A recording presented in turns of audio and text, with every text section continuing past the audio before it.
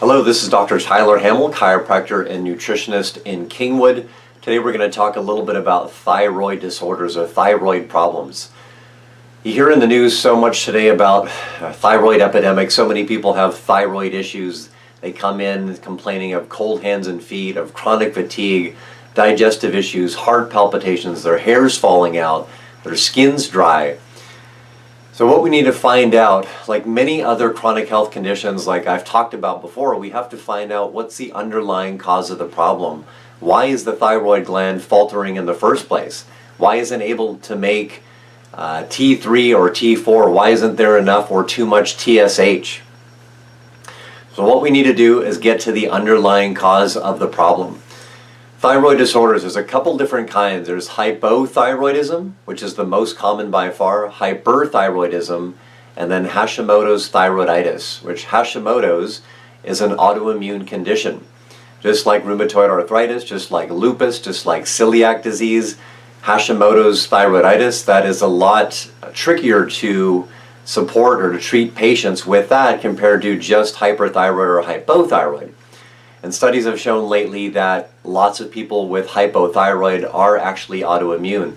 Over 50% of them are, and they don't know it. So why are there so many people complaining about all these symptoms, but many of them don't show up positive on a blood test? It's because the thyroid blood tests are not very accurate, and the ranges are so big that they don't give us accurate information. Usually they're just testing TSH, sometimes T3, T4, but there's a lot of other markers to test for thyroid. We want to look at antibodies. How do we know if the patient's autoimmune for sure? We can look at thyroid antibodies. That's just a little bit of information on thyroid.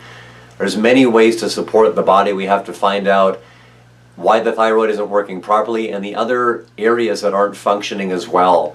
The thyroid communicates with the brain, the gut, the adrenal glands, everything actually. So we want to know what else isn't functioning properly that goes along with the thyroid not functioning properly and support everything at the same time.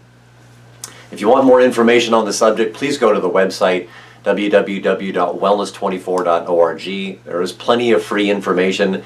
Get educated. The tests you're getting are probably not very accurate. That's why more than half the people go to the doctor having all these symptoms of cold hands and feet and chronic fatigue and digestive issues, heart palpitations, but the doctors can't do anything because their blood tests are normal.